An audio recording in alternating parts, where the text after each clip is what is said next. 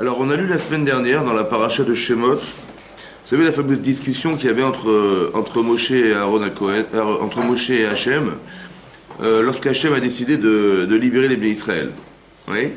Et là, il y a une discussion qui s'est engagée entre Moshe et Hachem, et on a l'impression que Moshe il trouve des arguments, des prétextes en fait pour ne pas aller délivrer les Bénis Israël en prétextant que ils vont pas me croire.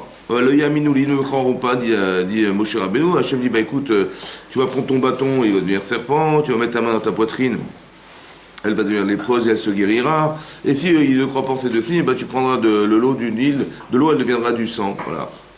Et là ils te croiront. Ensuite il a dit, et après il a dit, bah écoutez, je suis qu'avec paix, qu'avec de la chaîne, je bégaye, comment je vais me présenter devant le pharaon, il va rigoler, il va se moquer de moi. Il a dit, mais qui donne la parole, qui rend sourd, qui rend muet, c'est moi, je suis avec toi, je suis avec toi Hachem. Et sur ce, Yaakov va dire, envoie qui tu as l'habitude d'envoyer. Ouais, Vayemer bi Adoni shalach na biat teshalach. Envoie qui tu penses devoir envoyer. Et là, Vaïcharaf Hachem. Mais là, Hachem se met en colère. Moshe Vayemer allo Aaron achicha Lévi. Il dit voilà, Aaron achicha, ton frère Aaron, à Lévi le Lévi, yadati ki idaberhu, vegam inehu yatzlik ratecha, que je savais que lui parlerait, et qui, tiens, justement, il arrive à ta rencontre, veraacha vesamar belibo. Et il t'a vu, et il est content pour toi.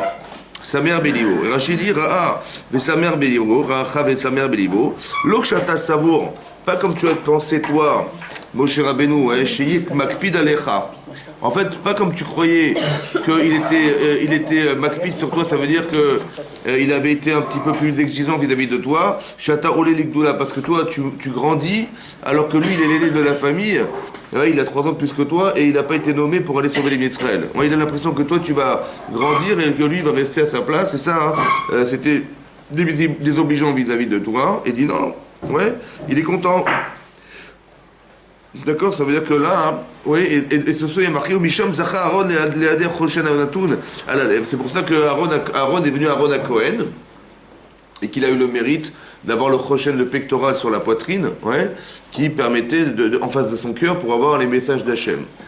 Alors c'est intéressant de voir que Moshe en fait il avait sous-estimé la relation qu'il avait avec son frère. Il a dit, bah, peut-être qu'il va m'en vouloir. En fait, tout ça, c'était des prétextes. En fait, quand il a dit, bah, ils vont pas me croire, et quand il a prétexté en disant, je ne sais pas parler, en fin de compte, il avait un problème. Lequel? C'était de prendre la place de son frère. Il a dit, mais si je prends la place de mon frère, c'est désobligeant. Il est mon aîné, il est aussi prophète que moi, je vois pas pourquoi je prendrais sa place. Mais tout ça, c'est dans la comment vous dire. Il a sous-entendu tout ça en disant, bah, si je m'en sors autrement qu'en disant ce que je pense, ça suffira. Mais en fait, il pensait que son frère, il lui en voudrait un jour, parce qu'il aurait peut-être pris sa place. Mais on voit qu'Aaron, il est sa mère Bélibo. C'est-à-dire qu'Aaron, il est heureux pour son frère. Il dit, regarde, il est content pour toi que tu aies été nommé, toi. Alors c'est intéressant de voir comment ça se réfléchit. Moshe Rabbeinu, il a cru que son frère, il allait être affecté par cette situation. Et on voit que son frère, il raisonne de l'inverse.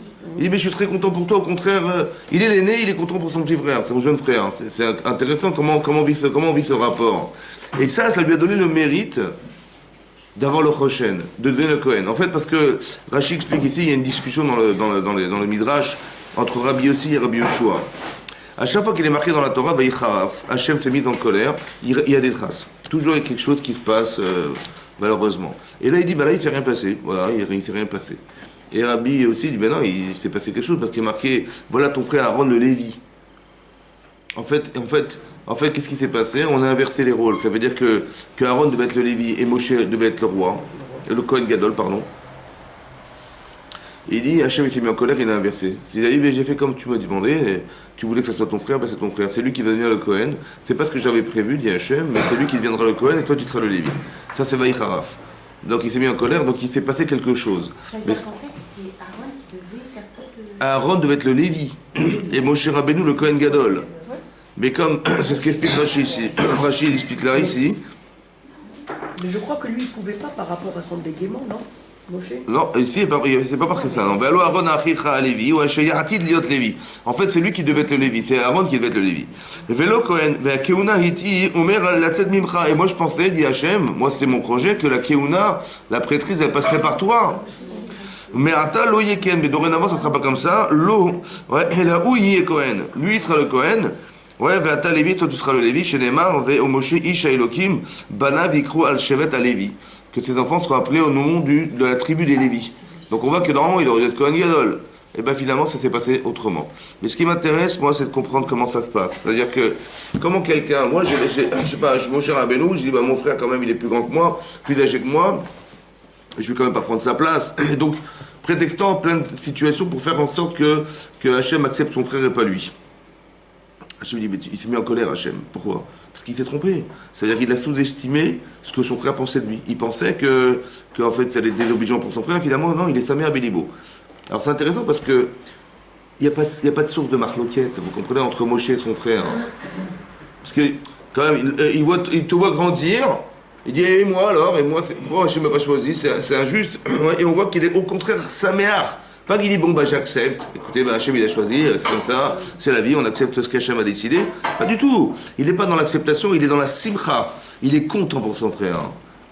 Ouais. Lui, ça lui porte préjudice, entre guillemets, parce qu'il est l'aîné des frères, et on voit que c'est l'inverse, il est sa mère Bélibo. Alors ce qui m'intéresse, c'est comment ça se passe. C'est-à-dire qu'il n'y a pas, si vous voulez, il y a une façon de réfléchir dans la vie qui fait que on est content pour les autres. Et pas se sentant désobligé à cause des autres. Il y a une façon de penser qui fait que, et c'est ce qui va peut-être aider, comment dire, Aaron Cohen à faire de shalom. Parce que Aaron Cohen, c'est un homme de shalom. Alors comment ça se passe un homme de shalom? C'est intéressant de réfléchir, c'est un homme de paix. Hein? Voilà, il pourchassait la paix, il voulait absolument faire la paix dans les couples et dans les familles. Mais ça vient de quoi finalement? De son cœur. C'est-à-dire qu'il a une façon de voir qui n'est pas forcément la nôtre. C'est quelqu'un qui a un caractère de voir le bien des gens. Alors comment ça se passe? Quand je me mets à la place d'Aaron Cohen, Moshe il a pensé que son frère il allait dire et pourquoi pas moi? Voilà, je suis son aîné, comment il a osé accepter ce poste, c'est pas normal qu'il ait accepté ce rôle qu'Hachem lui propose. Et donc il est touché, affecté par ce qui se passe. Et on voit que c'est l'inverse, il est inversé. Alors comment il raisonne? C'est quoi la différence entre être sa mère pour l'autre ou être malheureux pour soi-même? Oui, j'entends la différence, mais comment ça se cultive, comment ça se comprend ça? Comment il faut réfléchir pour arriver à faire? Comment vous allez réfléchir pour arriver à faire qu'on soit content pour les gens? Hein? On se met à leur place.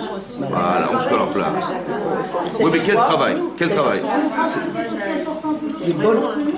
Oui, ça j'ai compris, mais comment je fais pour être sa mère pour les autres?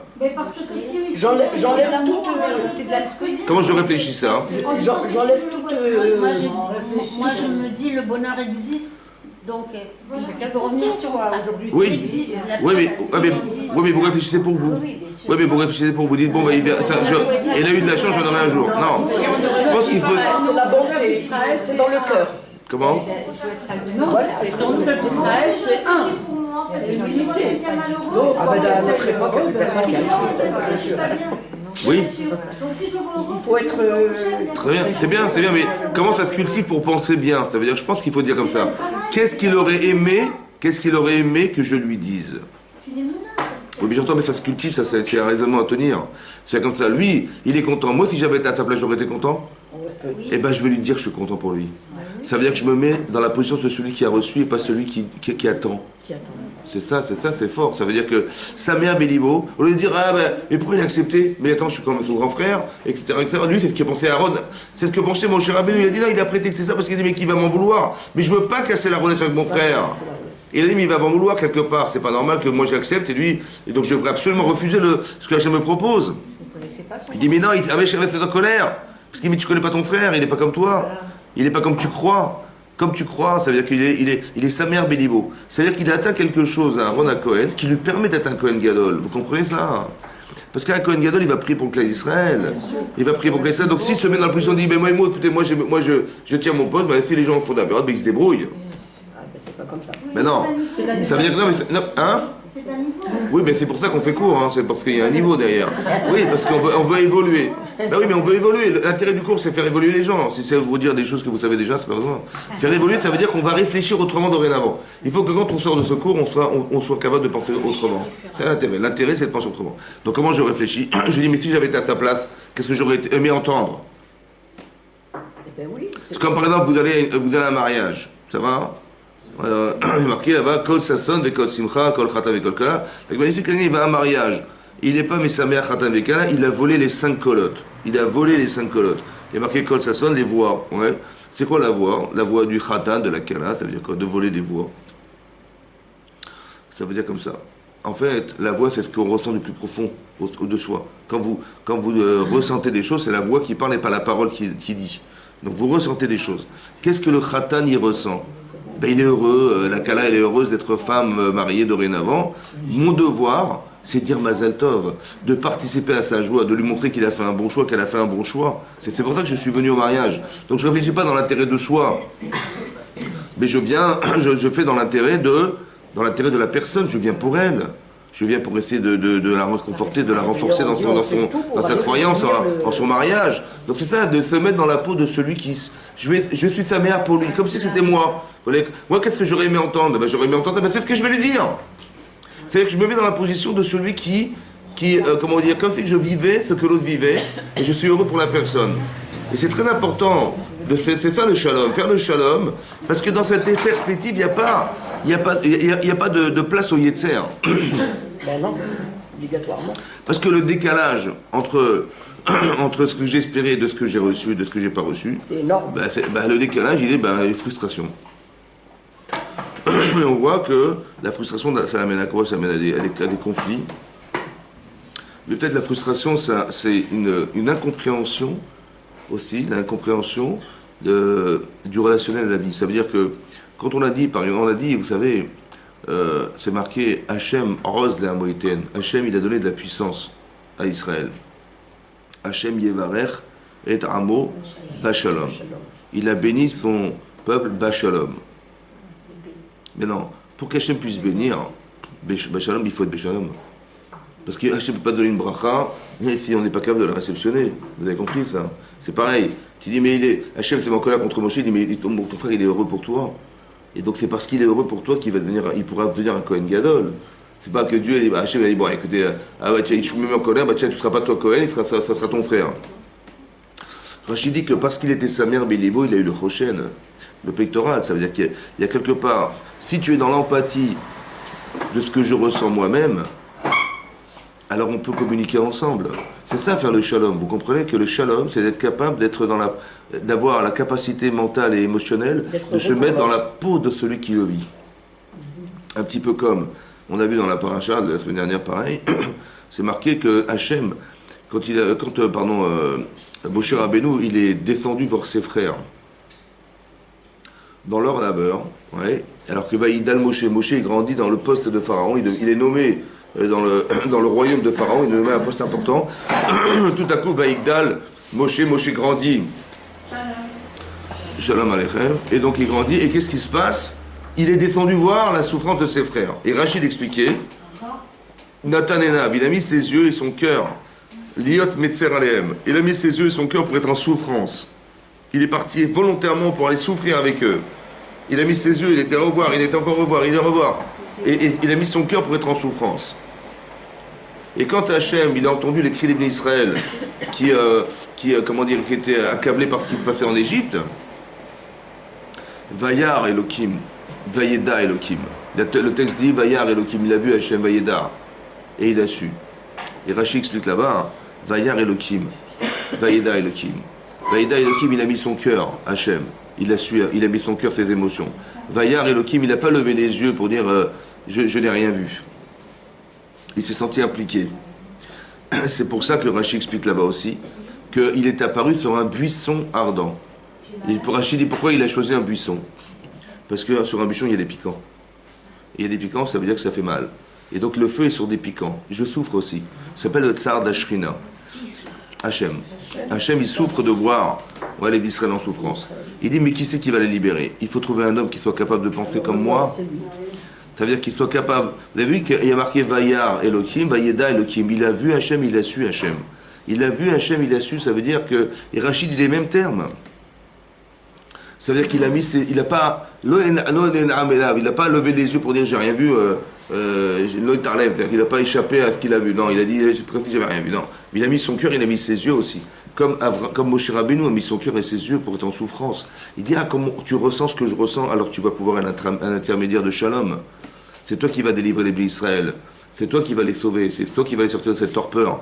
Mais ça veut dire c'est très intéressant de comprendre que pour être mevarer, que Hachem puisse nous bénir du shalom, il faut être des gens de shalom.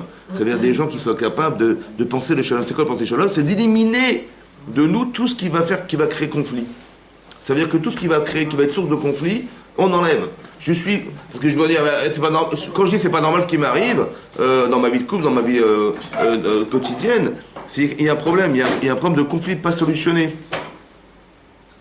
Alors peut-être que de réfléchir pour soi, peut-être ça vaut le coup de se mettre dans la peau de celui qui le vit, oui, et d'être sa mère pour la personne. Et de là que, vous avez compris, si par exemple, je pense que si Caïn, il avait été sa mère de voir son frère, comme on avait accepté le corban de son frère, pas le sien, il a dit, bah si on va pas choisir, j'ai sûrement fait une gaffe ou une bêtise, il aurait copié, ou bien il aurait dit, bah tiens, je suis content pour lui, voilà, Hachem il a accordé son corban. Vous avez compris la différence? C'est comme un père de famille qui joue aux échecs avec son fils. Voilà, il joue aux échecs avec son fils, et son fils il le gagne. Alors il y a deux façons de réagir. Soit il dit non, on va refaire une partie, attends. Ou alors il va dire mon fils il est génial, il m'a battu, super. C'est un meilleur béliveau. C'est-à-dire que je suis content fier d'avoir un enfant pareil. Ou dire non, tu m'as battu, on est en concurrence tous les deux. Après je suis l'aîné, je suis grand, tu es le petit, il faut pas que tu me battes, tu me gagnes, c'est impossible, la honte. Et donc il va essayer de le battre. Donc on va refaire une partie. Il y a toujours ces deux façons de penser. C'est très intéressant de voir qu'il faut faire le shalom. C'est-à-dire que tous les arguments qu'on peut mettre en avant pour essayer de faire qu'il n'y ait pas de quoi nourrir le Yetzer. Vous comprenez? Ces défaillances-là, elles nourrissent le Yetzer Hara. Mais c'est simplement la façon de voir. Si je me mets dans la peau de celui qui vit les choses et je suis content pour lui, c'est comme je vais à un mariage, ben je suis content pour Khatamekala, pourquoi je viens sinon je n'ai rien à faire ici. Je viens que pour eux, on est là que pour ça. Mais si on arrive à transposer ça dans sa vie, ça veut dire que je suis content pour elle, je suis content pour lui, je suis content pour les gens, mais il n'y a pas de conflit possible, vous comprenez? C'est quand même un niveau. Comment? Oui, mais c'est ça. Mais ça, c'est une façon de penser. Encore une fois, c'est une façon de penser. Vous avez le choix. Ça, vous pensez pour vous, ça, vous pensez pour les autres. Mais c'est qu'une façon de penser. Vous pensez pour les autres, mais il y a quand même un certain niveau. Ah bah évidemment. Oui, bien sûr. Après, on est content. Qu'est-ce qu'on a à perdre d'être content pour les gens? Qu'est-ce qu'on a à perdre? Alors, c'est vrai que dans le conflit, parce que je me dis, bah, attends, mais pourquoi elle et pas moi? Parce que Moshe, il avait peur pour son frère en disant, mais on va tomber dans les mêmes pièges que Caïn et Hevel. C'est-à-dire, tous les problèmes fratricides qui existent dans la Torah, c'est tous ces problèmes conflictuels entre les frères. Il a dit, mais je ne vais pas prendre la place de mon frère. Et donc il a dit, mais évidemment, je refuse, évidemment. J'ai un conflit avec mes frères, ma famille. Exactement, donc c'est pour ça que... C'est pas normal. Voilà. Entre juifs, c'est pas normal, entre frères et sœurs. Très bien. Vous trouvez ça normal? Pas tout de suite. On prendra ça peut-être normal après le cours. C'est vraiment pas normal. Et donc, ça, c'est pas normal. et donc j'expliquais... Entre frères et sœurs. Et donc j'expliquais que le problème conflictuel qui existe, ouais, qui est mal assimilé, c'est une logique en fait, c'est une logique. C'est-à-dire que plutôt que d'être dans le rapport à l'autre, on est dans le rapport positif. C'est-à-dire qu'est-ce qu'il aurait voulu entendre, qu'est-ce qu'il aurait voulu que je dise. Et ça, c'est très important de le percevoir au départ. Et tout ce qui va polluer cette relation-là, qui va se mêler, ça va être un problème.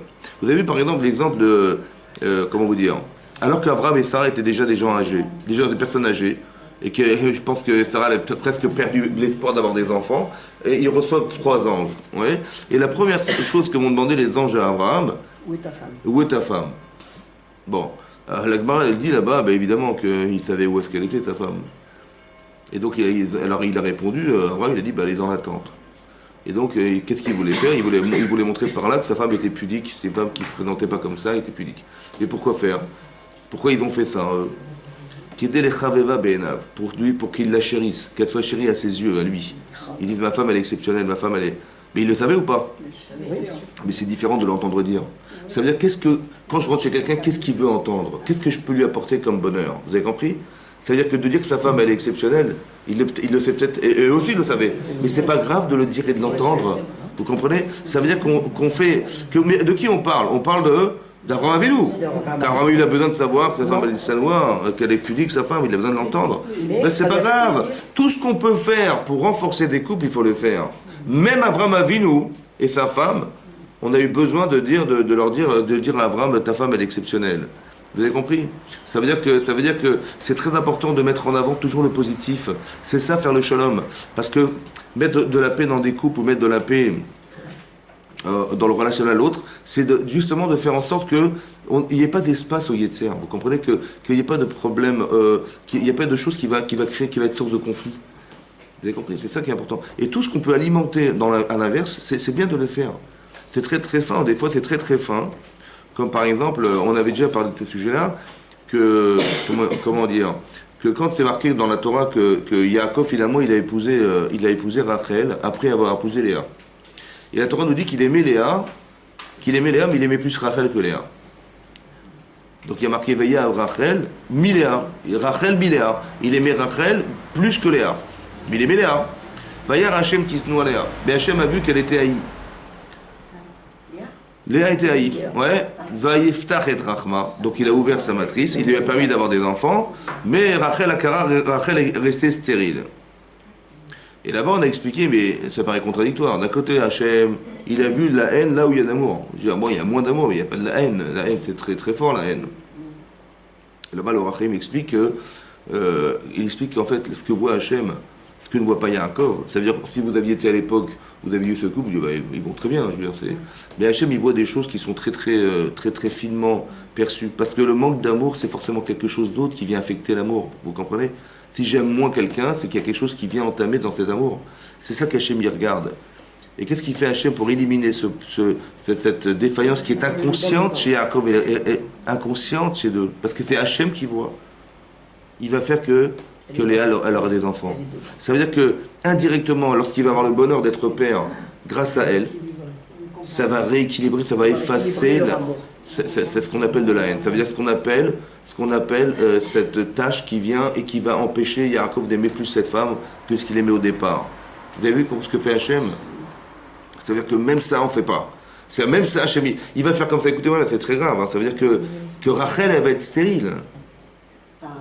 Ben, elle va être stérile. Elle va rester stérile, on va dire. Pourquoi? Pour juste que Yaakov il puisse aimer Léa au moins comme elle. Ça vaut la peine qu'elle soit stérile, hein? Parce que Vaïftar et Drachma, c'est-à-dire qu'elle était stérile, Léa. Mais Hachem, il a fait en sorte qu'elle devienne fertile. Pourquoi faire? Ben pour que cette haine, entre guillemets, inconsciente chez Yaakov, elle puisse s'effacer. Parce que le shalom, vous comprenez ce que ça veut dire, ça? C'est ça, le shalom. Ça veut dire qu'on veut créer des gens de paix, ça veut dire des gens qui vivent de façon harmonieuse.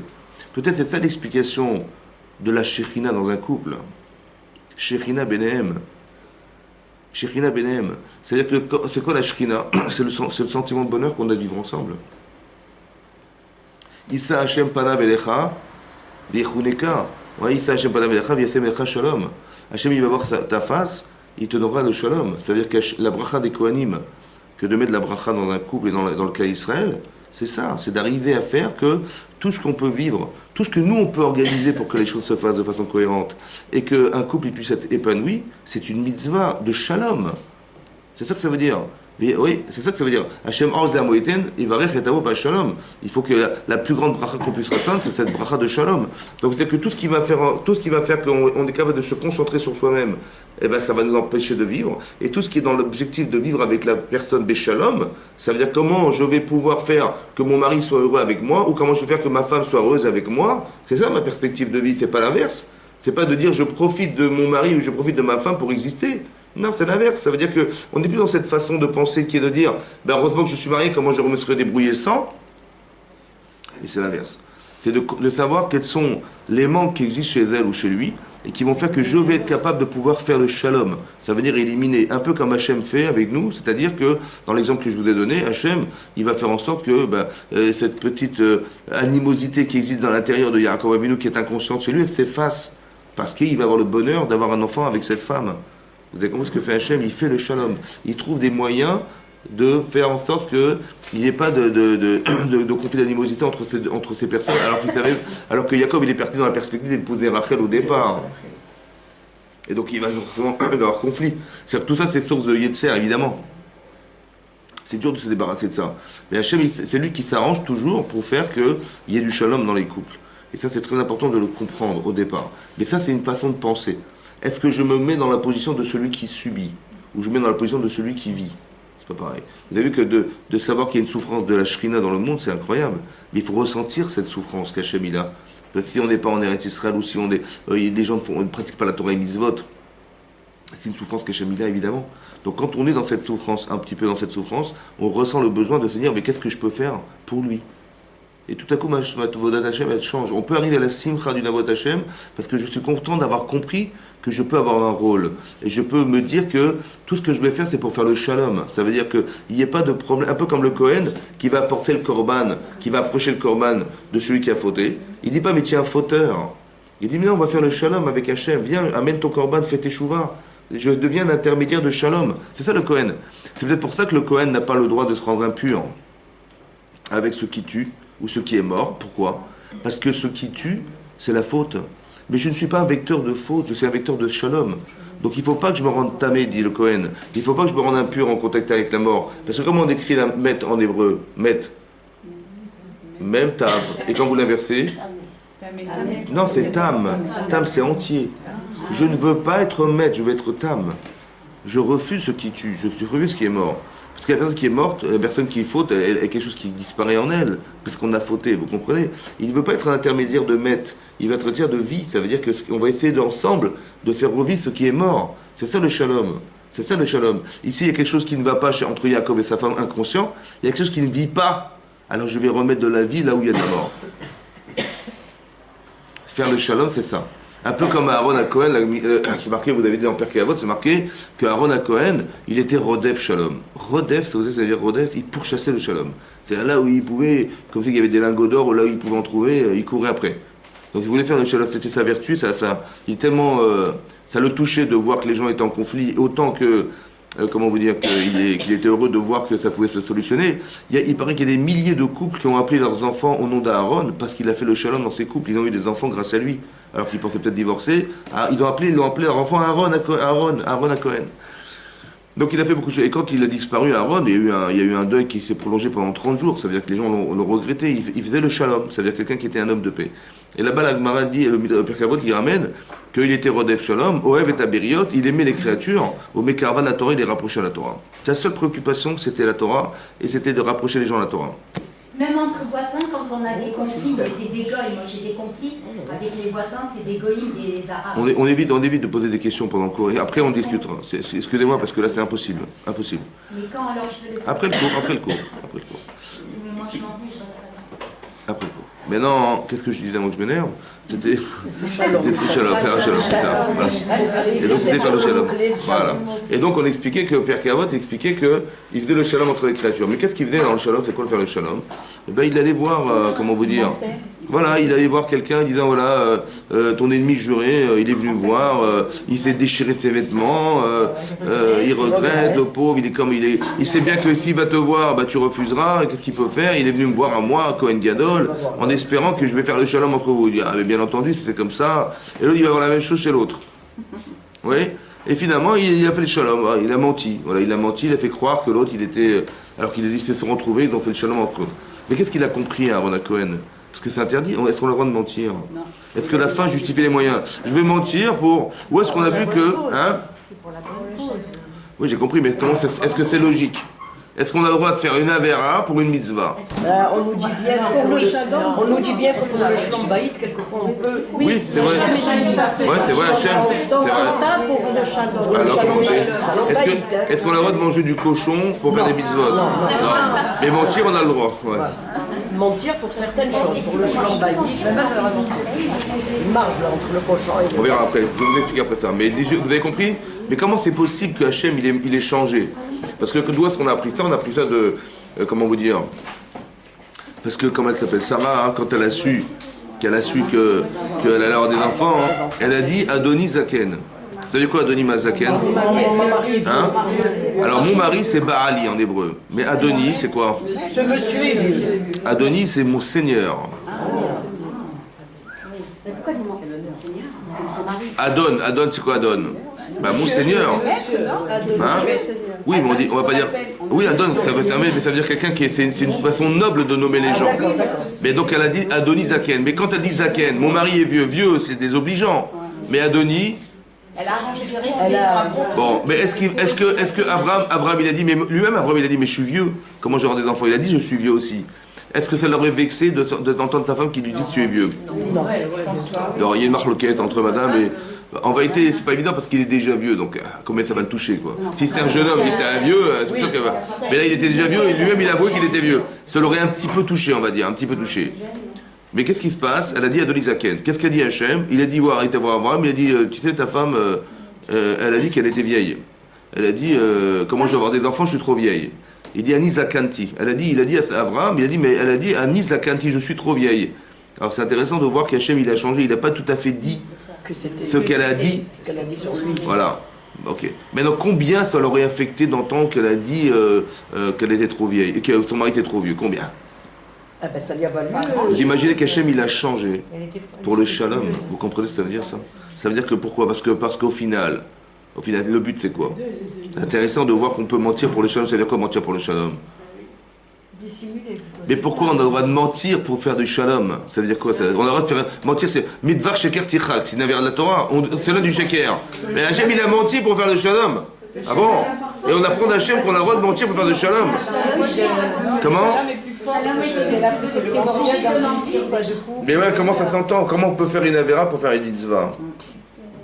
Ben justement, pour que, par ce biais-là, il a fait ce petit mensonge pour qu'elle puisse... Non mais j'ai compris, mais pourquoi cette démarche est juste? Moi j'aurais dit, on dit la vérité. Par exemple, Aaron à Cohen, il va mentir à l'un, il va mentir à l'autre. Mais non, c'est pas le rôle de Cohen Gadol. Cohen Gadol, c'est dire la vérité. Tu dis, écoutez, je suis désolé, vous faites des bêtises, là, vous bagarrez pourquoi pour ça, mais c'est n'importe quoi. Il aurait dû leur faire de la morale, un peu de moussard, non? Non, il n'a pas fait ça. Il a menti. C'est bizarre comme démarche. Cohen Gadol, ça veut dire le seul au monde qui rentre en Kodesh à Kodeshim avec Hachem et qui arrive à, comment dire, à entériner la capara du clan Israël, il va mentir. Ah bon? Comment ça s'entend, ça? Comment c'est possible? En fait, ça s'appelle pas un mensonge. Hein? Ça s'appelle pas un mensonge. Il a changé, il n'a pas dit la vérité. On va dire la vérité, elle a dit à Adonizaken. Lui, il a dit mon mari est trop, mon Seigneur est trop vieux. La Torah, le shalom, c'est important. Mais oui, mais est-ce que la fin justifie les moyens? Est-ce que parce que je veux faire le shalom, alors je dois mentir? Ah bon? C'est mon problème, comment ça s'entend? Alors caché. Hein? J'entends. Et pourtant... Mais c'est ça que ça veut dire. Ça veut dire que c'est encore pire. Je te demande même pas de pas dire, je te demande pire de t'éloigner carrément. C'est encore pire. Nous, c'est déjà dur de ne pas en dire, mais il faut s'en éloigner du sheker, c'est encore plus difficile. Bah oui, s'éloigner du sheker, c'est éviter de faire, éviter de dire. Pas de dire. C'est sûr que dire c'est chas v'shalom, c'est la somme, mais il faut même éviter de dire. Il faut s'éloigner de dire. Ah, c'est dire, c'est plus dur. Mais ce que je veux dire par là, c'est comme quand Hachem il ment, quand Hachem il change, à qui il change? À qui il ment? Quand il dit ta femme elle a dit qu'elle était trop vieille. C'est dans le couple, il se ment à lui-même. Ben non. Quand Hachem il dit mais ta femme elle a dit comment vous dire qu'elle était trop. Et s'il avait dit la vérité, qu'est-ce qui serait passé quoi? Les conséquences, Peut-être qu'elle serait... Il se serait peut-être un petit peu vexé. Peut-être qu'il n'y aurait pas eu... Vous avez vu ça ou pas? Ce un petit peu vexé, ça aurait créé quoi chez Abraham? L'éloignement de sa femme. Hachem, il veut faire le shalom. Bien qu'on dit Chotamo Shel Hachem Emet. On dit que le sceau d'Hachem, c'est Emet, la vérité. Mais c'est quoi la vérité? Est-ce que des fois de dire la vérité, c'est la vérité? Non. Non, parce que c'est de dire la vérité, c'est d'alimenter l'Yetzirah. Alors il faut mentir à qui? À soi-même. Au Yetzirah. Quand il a dit, tu sais, Hachem, il a dit ta femme qu'elle était trop vieille, à qui il a menti? Oui, c'est... Il a menti au Yetzirah qui est dans Abraham. Ah ben oui. Parce que s'il avait dit la vérité à Abraham, mais tu sais, ta femme... Pourquoi Hachem il est intervenu? Pourquoi faire à votre avis? Mais pourquoi Hachem il parle? Pourquoi il a dit à Abraham, tu sais, ta femme elle a dit qu'elle était trop vieille? Pourquoi faire? Est-ce qu'on a le droit de se mêler de ça? Ça vous intéresse de vous mêler de ce qui se passe dans les... Pourquoi il a dit à Abraham, tu sais, ta femme elle a dit qu'elle était trop vieille? Quel intérêt de lui dire? Il a fait taire son médecin. Hein? Non mais lui il n'en a rien su, lui il a été derrière une porte, sa femme elle a dit je suis trop vieille, mon mari est trop vieux. Bon ben, et quel intérêt qu'il avait Hachem de lui rappeler que sa femme avait dit qu'elle était trop vieille? Pourquoi faire? Hein? Pour défier le Yetzer, mais pourquoi il n'y a pas de Yetzer? Il est pas au courant Abraham. Il est pas au courant. Il sait même pas ce qu'elle a dit derrière la porte. Pourquoi Hachem il a dévoilé une chose qui n'était pas su d'Abraham au départ? Mais pour aller au-dessus de... Il sait de toute façon qu'elle est âgée. Il le sait. Très bien. Pour dépasser justement... J'ai pas compris. Pourquoi Hachem, il est intervenu en disant à Abraham, ta femme, elle a dit qu'elle était trop vieille. Comme c'est que... Pour la consoler. Enfin, Hein il s'approche D'aller d'elle. vers elle pour les complimenter. Moi, je crois que c'est, et se voilà, par retrouver. rapport justement à cet approchement tous les Mais deux. quel est le problème? Où elle a mal, elle? Non, elle Bah, tu dis pour la consoler, pour... bon, c'est peut-être pas ça. Peut-être comme ça, écoutez-moi bien. C'est pour se rapprocher. Si elle a rigolé de savoir que son mari était trop vieux, elle a rigolé, ça veut dire que... Elle y croyait pas. Elle n'y croit pas. Est-ce qu'Hachem, il peut lui donner Est-ce qu'Hachem, il peut lui donner des enfants si elle n'y croit pas? Non. Parce que ça devient ridicule. Parce que quoi, je suis trop vieille, comment je vais avoir des enfants? Mais elle n'a pas dit je suis trop vieille, elle dit mon mari est trop vieux, on n'aura jamais d'enfants. Ok? Mais ce qui est intéressant, c'est qu'elle n'y croit pas. Si elle n'y croit pas, elle peut tomber enceinte? Non. Non. Alors Hachem dit à Abraham, il faut absolument que tu ailles voir ta femme parce qu'elle n'y croit pas. Hein. Mais elle a dit qu'elle était trop vieille. Vous avez compris ce qui se passe? C'est que ton rôle à toi, c'est de susciter le désir d'être mère.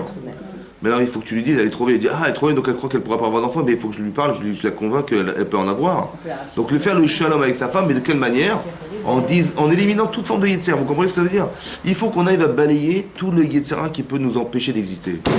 Une question peut-être. Mais pourquoi elle a dit il est trop vieux? Pourquoi elle s'est pas dit je suis trop Bah, je pense que c'est un comportement féminin. Ouais, non, c'est vrai. Ça veut dire qu'on ne veut pas. Parce qu'une femme en particulier, elle ne veut pas dire qu'elle est vieille. Une femme ne veut pas dire qu'elle est vieille. Ouais. Elle veut dire que. Oui, ça veut dire que c'est féminin. Peut-être c'est féminin. Mais ça, il faut le comprendre au féminin. Ça veut dire que. Alors, vous avez compris? Ça veut dire que quand ça porte défaut sur soi, on évite de le dire. On préfère dire que c'est les autres. C'est une manière de. Non, je pense qu'elle Hein? quand elle dit les vieux, elle pense qu'elle se met aussi dans le lot. Bah, alors, elle a qu'à dire je suis vieille. Non, mais elle dit nous sommes, quoi. Non, elle a pas dit. Non, elle a dit il est vieux, mon maître est vieux. Elle a pas dit ça. Vous me rappelez l'histoire de mon grand-père, hein, c'est similaire. Ah, voilà, c'est ça. Ça veut dire que. Vous avez compris? La femme de mon grand-père avait 40 ans de différence. Ah. Et elle a dit, est-ce que je vais avoir un enfant? Ouais. Mais si je dois avoir un enfant, il faut que ce soit comme Abraham Avinu, qui lui ressemble. Parce Ah. que j'ai 40 ans C'est ça. de différence. Ah ouais, ah Et ouais. mon oncle, il ressemble à mon grand-père. Crash. Incroyable. Moi, Incroyable. Mais vous avez compris, c'est ça. Ça veut dire qu'on est là pour combler des vides. Vous comprenez? C'est ça, faire le shalom. Il ne faut pas qu'il y ait source de problème. Quand on dit, par exemple, le jour du matin de Torah, Vaïchan Israël Negedahar, et a campé Israël au pied de la montagne, Vaïchan Israël au singulier. Pas Vaïchanou, ils ont campé. Il est Israël au pluriel. Vaïchan Israël, il est marqué Ishechad Belevechad. Ça veut dire qu'il n'y avait pas de conflit entre eux. C'était le shalom. Chacun, il était, comment dire, au service de l'autre et dans la perspective. Et c'est que dans cette perspective-là qu'on reçoit la Torah. La Shrina ne réside pas dans le conflit. Parce que pourquoi? Parce que conflit égale Yetzer. Si j'ai un problème conflictuel avec la personne, c'est que j'ai un problème de Yetzera, de conflit avec moi-même, en fait. Et donc, Hachem, il veut bien résider, mais il ne peut pas. Je suis pas d'accord avec la phrase que vous venez de dire là. Oui. Si j'ai un conflit avec Intérieur, oui, parce que ma lecture, elle ne correspond pas à la lecture qu'Hachem il a de ma vie. Alors Hachem, il ne peut pas résider. Parce que, vous comprenez, quand, par exemple, une frustration de couple, une femme, elle se sent malheureuse dans son couple, ou un mari se sent malheureux dans son couple, il n'y a pas de shrina entre eux. Pourquoi? Parce que la shrina, c'est la plénitude. Mais quand vous ressentez une frustration, en vérité, la frustration, c'est que la shrina, elle est partie. Dit, ah, mais comment il m'a fait ça, et comment machin, et je me sens... Eh ben, ça veut dire que la shrina, elle était là, mais elle est partie. Quand on est amoureuse de son mari, on est amoureux de son mari, mais de sa femme, pardon, c'est l'amour, c'est Hachem. C'est ça la Shekhinah, Benehem. Et quand on se sent frustré parce que, désolé, en fait, le Yitzhak, il s'est mêlé. Parce qu'il dit, vous avez compris, plus on aime, et plus il y a risque de conflit parce que la moindre étincelle, elle peut tout faire sauter. Vous comprenez? Parce que moi, j'ai donné tout mon amour et tout mon dévolu, et voilà ce qu'il fait lui, monsieur. Hein, et donc, il y a source de problème. On est là, on est justement là, c'est tellement fragile que les malachim, ils ont dit à Abraham Avinu, ta femme où elle est? C'est tellement fragile qu'Hachem, il a fait en sorte que Rachel elle soit stérile pour que sa sœur ait des enfants. C'est tellement fragile, vous comprenez? C'est tellement fragile que Aaron Akon est obligé de mentir. C'est tellement fragile qu'Hachem, il est obligé d'effacer son nom pour faire qu'il y ait le shalom entre un couple, une femme soupçonnée d'adultère, la tsota. Il est obligé d'effacer son nom pour qu'elle puisse avouer. Vous comprenez comment c'est grave? Ça veut dire que tout ça, c'est source de conflit. Hachem, il est prêt à sacrifier quelque chose de lui pour. Efface mon nom, c'est pas grave. Et comme ça, elle va avouer qu'elle a fait cette faute, et moi, elle ne va pas mourir, vous avez compris? Mais ça veut dire que quelque part, il y a comme un désir de faire le shalom. On donne sa vie pour ça. Oui, mais ça veut dire c'est pas seulement ça, c'est aussi c'est pas de dire que je ne suis rien. Non, je suis pour quelque chose. Je suis dans le bonheur de l'autre. Voilà, qu'est-ce que j'aurais aimé entendre si j'étais à la place de l'autre? Je suis l'autre. Voilà, le but c'est d'être l'autre. Donc c'est ça faire le shalom. Si j'arrive à atteindre ce niveau-là, de dire mais si j'avais été l'autre, qu'est-ce que j'aurais voulu entendre? Voilà. Si j'étais mon mari, qu'est-ce que j'aurais voulu entendre? Voilà, c'est ce que je vais lui dire. Donc je me mets dans la peau de celui qui vit la chose, et pas dans celui qui attend des gens, des autres. Et quand je suis dans la peau de celui qui vit, alors je dis c'est ce que je vais lui dire. Je vais lui dire ce qu'il aurait espéré attendre de moi. Et il n'y a pas de conflit là-dedans. Où est-ce qu'il peut y avoir du Yetzirah là-dedans? Il n'y a plus, c'est terminé. C'est ça faire le shalom. C'est mentir à son Yetzirah. Le Yetzirah, il me dit, mais attends, pense à toi. Vis dans l'intérêt de ta propre vie. Qu'est-ce que tu as besoin de dépendre de qui que ce soit? Et ça crée des fractures. Parce qu'une indépendance dans laquelle je me passe des autres, c'est une catastrophe. Parce que je suis indépendante, j'ai plus besoin de rien, donc je suis seul. Vous avez compris? Et dans ma vie, je vis seul, et dans ma tête, je suis seul, et dans mes intérêts, j'ai plus d'intérêt que d'être seul. Et j'ai surtout peur de perdre mon indépendance, et ça crée un problème parce que, au final, je suis seul. Alors qu'en vérité, non, ma vie va se construire avec les autres. Ça veut dire que mon indépendance va se nourrir de la dépendance. Mon indépendance va se nourrir de la dépendance. Je deviens une femme ou je deviens un homme indépendant parce que j'ai des pouvoirs qui vont faire que je suis capable d'exercer quelque chose vis-à-vis des autres, et c'est ça qui crée mon indépendance. Ça veut dire que si, je ne sais pas moi, vous voulez faire des études, vous dépendez de vos professeurs, ça va? Vous voulez être Rosh Yeshiva, vous allez dépendre de votre rave. Ok? Mais quand vous aurez atteint ce niveau, donc votre indépendance, elle va dépendre de la dépendance des autres. C'est comme ça dans la vie. Et quand on dit non, je vais me débrouiller toute seule, ok, pas de problème.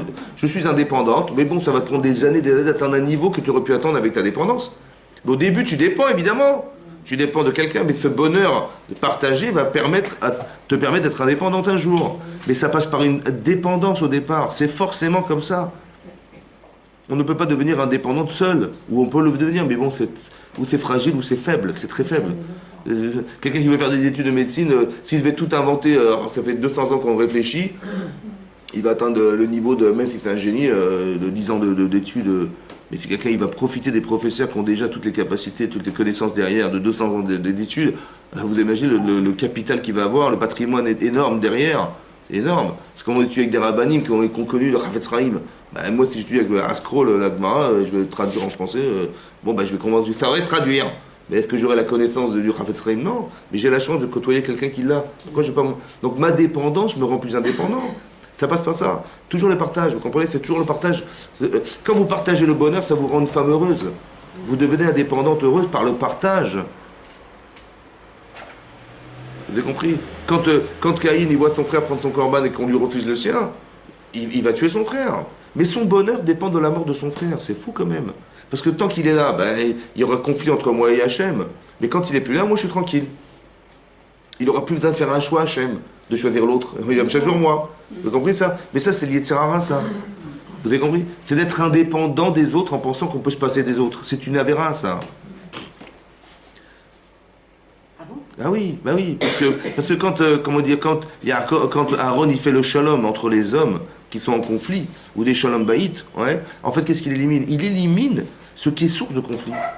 Quand une personne vous dit mon mari il est comme ça, et l'autre il dit mais ma femme vous rigolez, mais elle est comme ça, il dit on ne peut pas vivre ensemble, avec tous les défauts que chacun a, on ne peut pas vivre ensemble. C'est quoi faire le shalom?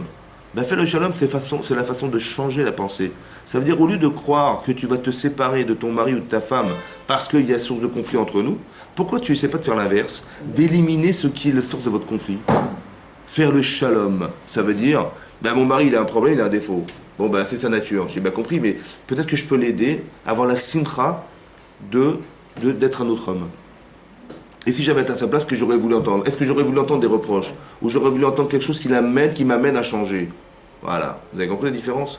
Voilà. C'est pour ça qu'on a parlé la fois dernière du compliment.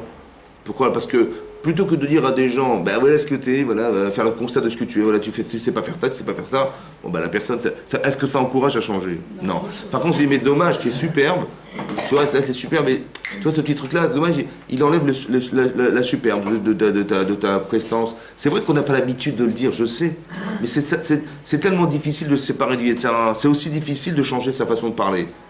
C'est pareil, mais c'est une façon de penser. En fait, on raisonne comme des enfants, vous comprenez? Quand on est des enfants, on était dans l'exigence. On dit, maman, fais-moi ça, fais-moi ça, fais-moi ça. Mais on est resté dans cette même exigence. Il faut comprendre qu'un jour, quand on se marie, on devient d'autres personnes. On devient la personne qui n'est plus dans l'exigence. Azov, et ta vie et Timo. Abandonne, dit Hachem, ton père et ta mère. Ça veut dire quoi, abandonne abandonner ses parents? C'est abandonne le système parental. Au début, tu attendais de tes parents des choses. Maintenant, change, abandonne ce système.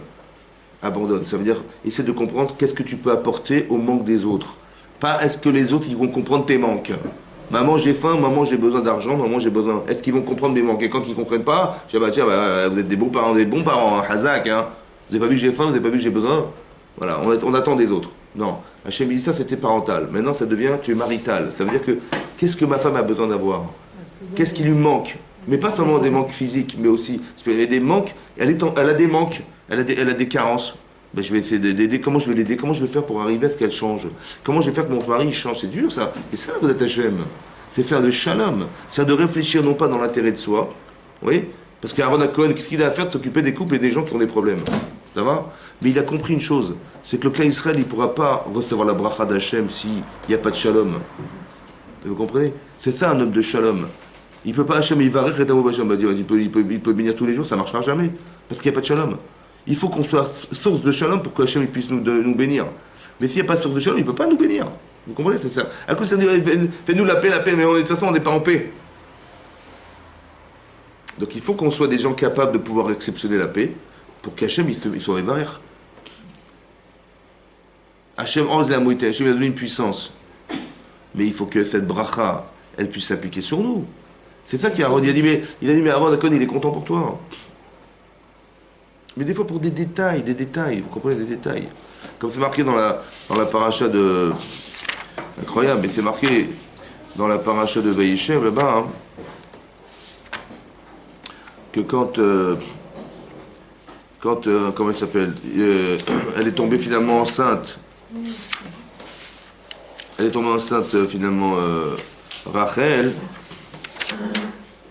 Comment c'est marqué là-bas, hein?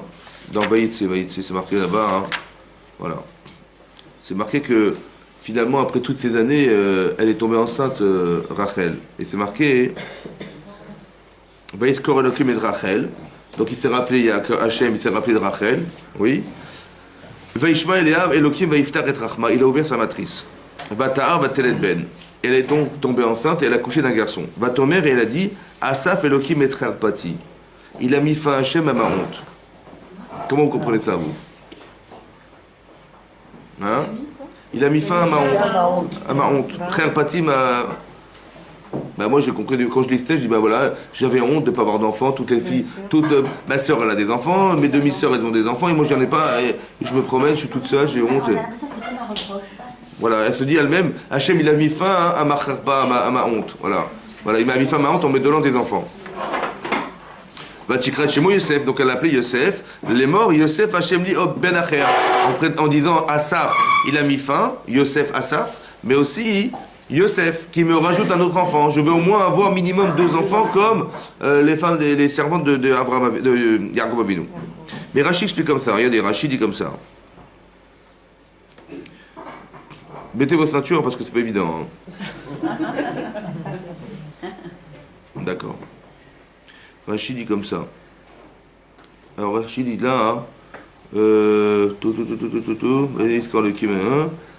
Asaf. Où est-ce qu'il est Rashi?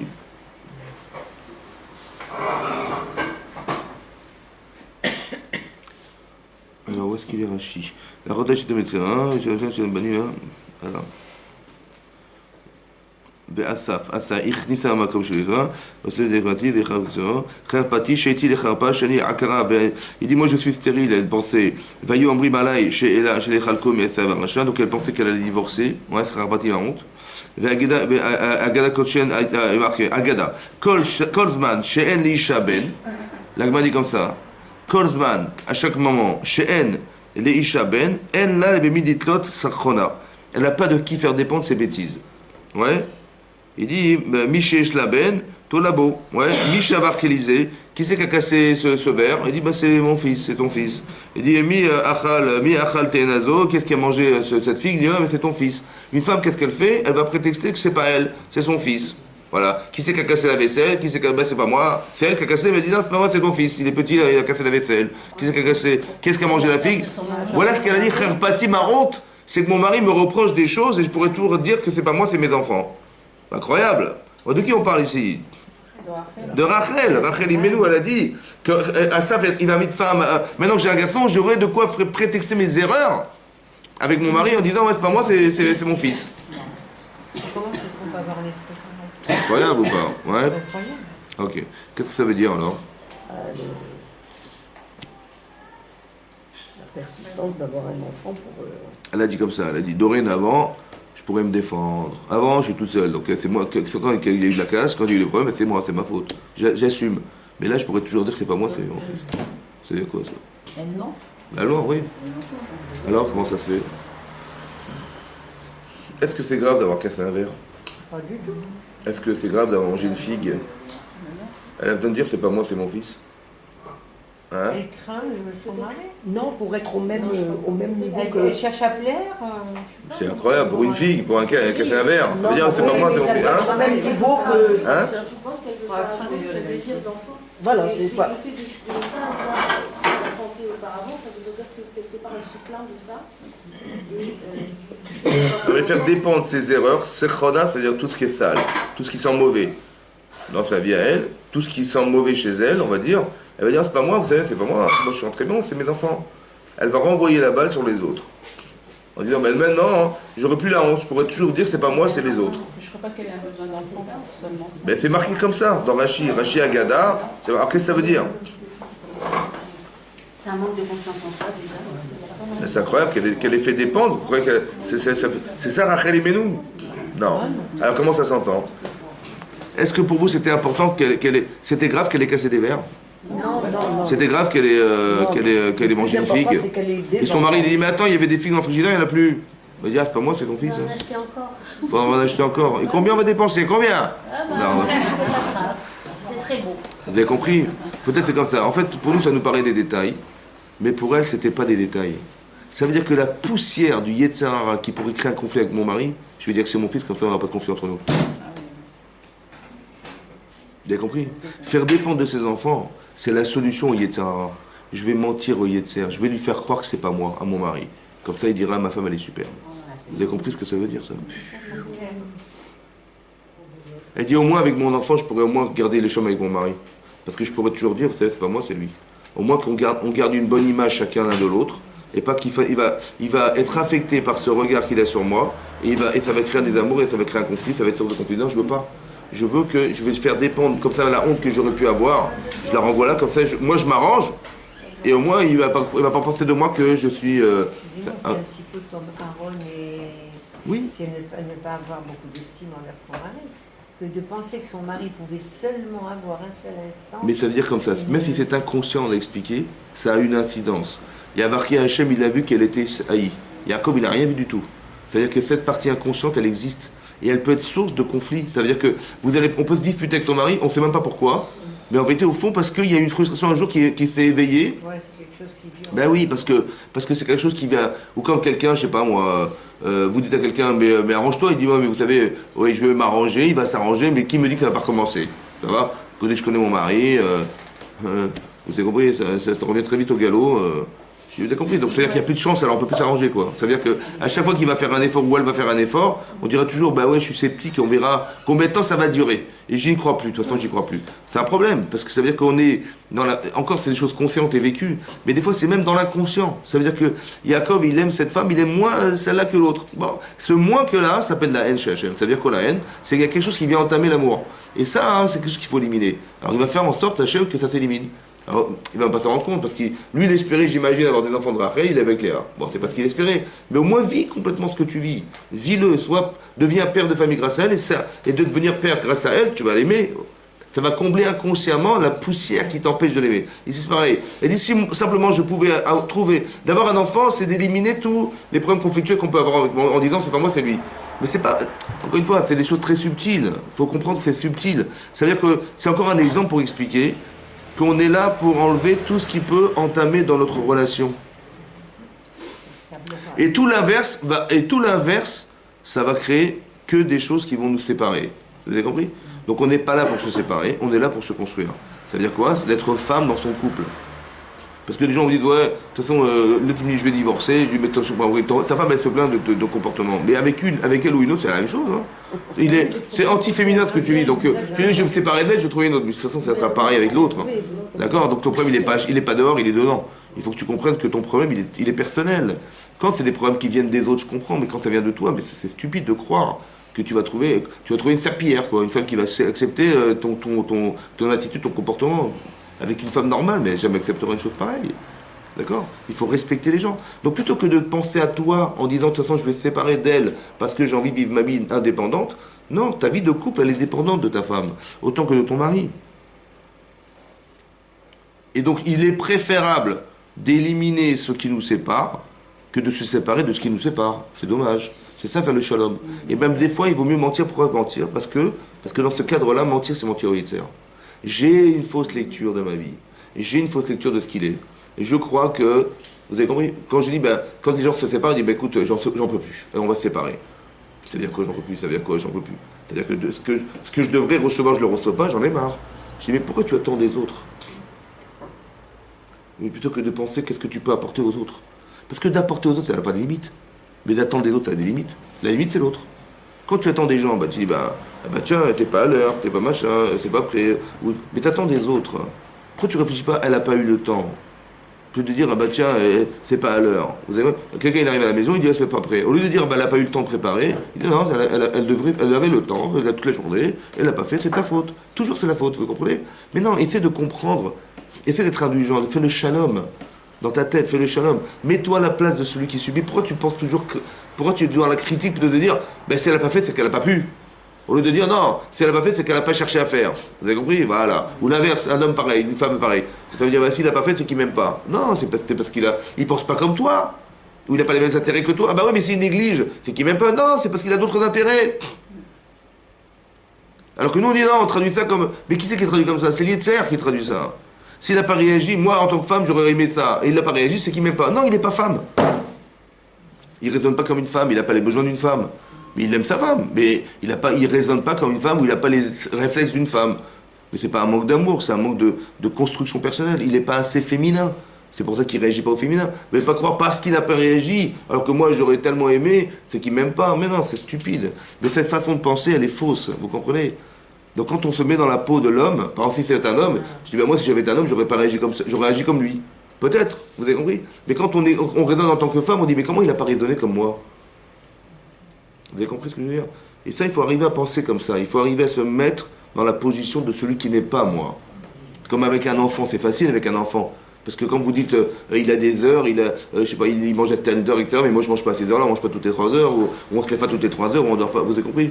Donc c'est comme ça. Donc c'est-à-dire que quand on se met dans la peau d'autre, on se réorganise. Mais tu as compris dans ta vie comment ça marche? Tu te mets à la place de celui qui va subir tes choix. Que les gens ont besoin de toi. Tu t'adaptes à la personne qui a besoin de toi. Pas que tu adaptes les gens en fonction de ton besoin personnel. Tu dis pas à mes enfants, il est sale, moi je me salis pas toutes les 3 heures, et qu'ils se débrouillent. Non, tout à coup tu t'adaptes. Mais c'est tout ça, on devrait s'inspirer de ça. Et je pense qu'Hachem il a fait exprès qu'on ait des enfants qui soient dépendants de nous, pour dire qu'il n'y a pas que des enfants qui dépendent. Il y a mon mari, il y a ma femme aussi qui dépendent de moi. Qu'est-ce que je peux lui apporter? Du soulagement, c'est ce que je dois faire. Mais si je vais faire avec mes enfants, pourquoi je ne vais pas faire avec mon mari? Avec ma femme c'est pareil. Pourquoi je n'avais pas de shalom? C'est ça le shalom. Qu'est-ce qu'elle aurait espéré entendre? C'est ça que je vais lui dire. Parce que ce que j'ai envie de lui dire. Et nous, ce qu'on a envie de dire, on a envie de dire des choses qui ne sont pas toujours agréables à entendre. Alors que là, qu'est-ce qu'elle aurait aimé entendre? Ça n'a rien à voir. C'est ça, faire le shalom. Et comme ça, qu'est-ce que vous voulez que les tzara y fassent? Rien. Vous avez compris, c'est ça la solution. Chazak ou Baruch.